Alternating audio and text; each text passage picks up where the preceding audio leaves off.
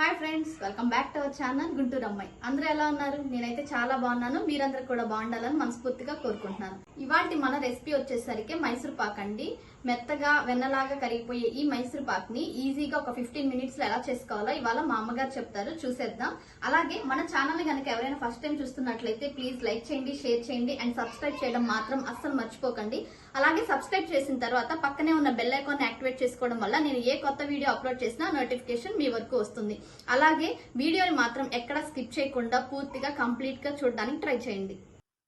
ముందుగా మన మైసూర్ పాక్కి కావాల్సిన ఇంగ్రీడియంట్స్ వచ్చేసరికి పంచదార, శనగపిండి, నూనె, నెయ్యి. ఇక్కడ మనం కావాలి అంటే మొత్తం నూనెతో చేసుకోవచ్చు, లేదు అంటే మొత్తం నెయ్యితో చేసుకోవచ్చు. అది సగం ఇది సగమైనా వాడచ్చు. మొత్తం నూనెతో చేసుకున్నట్లయితే ఈ నూనెని ఫ్లేవర్లెస్ ఆయిల్ ఉండేలాగా చూసుకోవాలి. మనం నూనె వాడినా కానీ టెక్స్చర్ అనేది అలానే ఉంటుంది, కాకపోతే కొంచెం టేస్ట్ అనేది మారే ఛాన్స్ ఉందన్నమాట. ఇప్పుడు మా అమ్మగారి మాటలో ఏమేమి కావాలో విందాం ఒకసారి. ఒక కప్పు శనగపిండికి ఒక కప్పు పంచదార, ఒక కప్పు నెయ్యి కానీ నూనె అయినా లేదా చెరుసగమైనా వేసుకోవచ్చు. అది సగం ఈ సగమైనా వేసుకోవచ్చు. ఇప్పుడు మన మైసూర్ పాక్ ప్రిపేర్ చేయడం కోసం ముందుగా స్టవ్ వెలిగించుకొని ఒక మందపాటి కడాయి కానీ ఏదైనా గిన్నె కానీ మందంగా ఉండేలాగా చూసుకొని పెట్టుకోవాలి.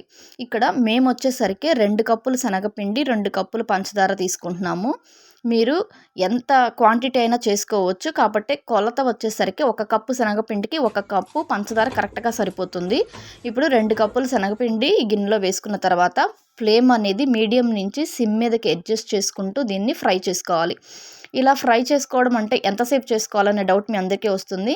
ఇది 10 నుంచి 12 నిమిషాలు 15 నిమిషాలు టైం పడుతుందండి. కొద్దిగా నిదానంగా ఫ్రై చేసుకోవాలి.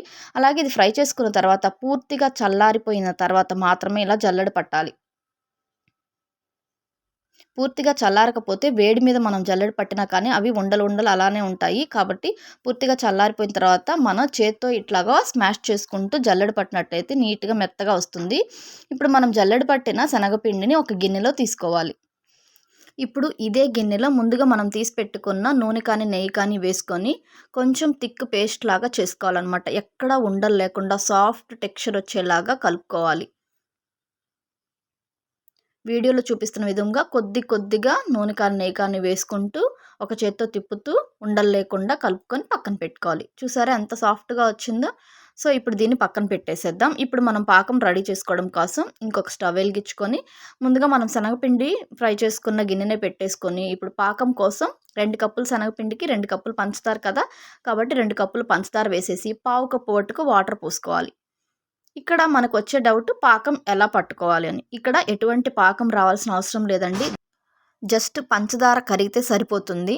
అంటే మనం పంచదార అనేది నీళ్ళలో పూర్తిగా కరిగిపోయిన తర్వాత ఒక 2-3 నిమిషాలు ఉంటే మనం ఇలా పట్టుకుంటే చేత్తో పట్టుకుంటే కొద్దిగా జిగురుగా తగిలితే సరిపోతుందనమాట.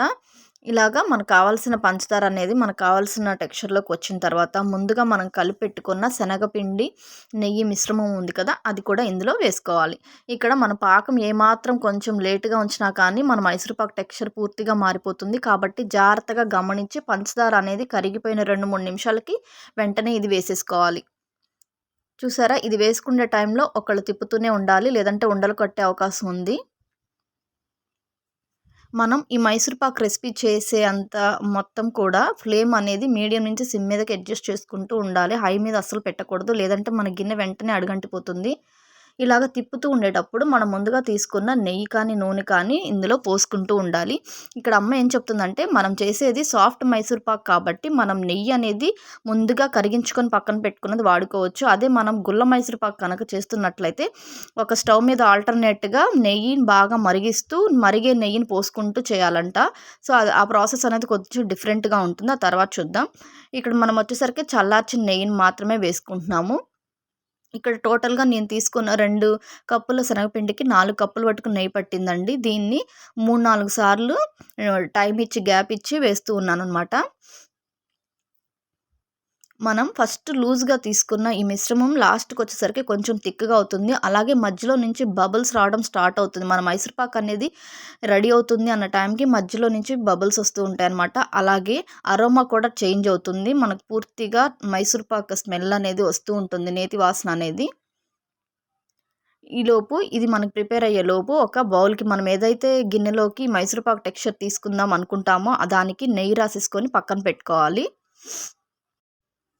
జనరల్గా మనం అందరం అనుకుండేది ఏంటంటే మైసూర్పాకు అంటే చాలా కొంచెం కష్టమైన ప్రాసెస్, మళ్ళీ కుదిరిద్దో లేదో, ఒకవేళ కుదిరితే ఇవన్నీ కూడా కాస్ట్లీ ఐటమ్స్ కదా, చెడిపోతే మళ్ళీ వేస్ట్ అయిపోతాయి అనే భ్రమలో ఉంటాము. కానీ అలా ఏం ఉండదండి. మనం ఫస్ట్ టైం చేస్తున్నా కానీ సింపుల్గా కొన్ని కొన్ని చిన్న స్టెప్స్ ఫాలో అయినట్లయితే మైసూర్పాకు అనేది చాలా పర్ఫెక్ట్గా వస్తుంది. అలాగే టేస్ట్ కూడా బయట కొనే వాటికన్నా కూడా పర్ఫెక్ట్గా ఉంటుందన్నమాట. అది మాత్రం నేను చెప్పగలను.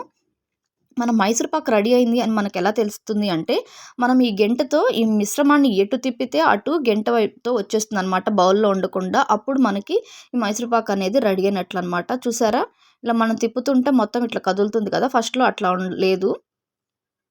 సో ఇంకో 2-3 మినిట్స్కి మన మైసూర్పాకు అనేది పర్ఫెక్ట్గా రెడీ అయిపోతుంది.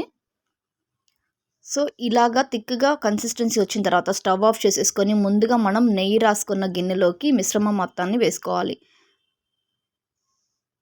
ఇలా వేసుకునేటప్పుడు మనం గట్టిగా ప్రెస్ చేస్తూ వేసుకోవాల్సిన అవసరం లేదు. జస్ట్ ఇలా వేసేసుకొని ఈ బౌల్ని ఒకసారి ఇలా ట్యాప్ చేస్తే సరిపోతుంది. 1-2 సార్లు ఇలా ట్యాప్ చేసి ఈవెన్గా స్ప్రెడ్ చేసుకొని పక్కన పెట్టాలి.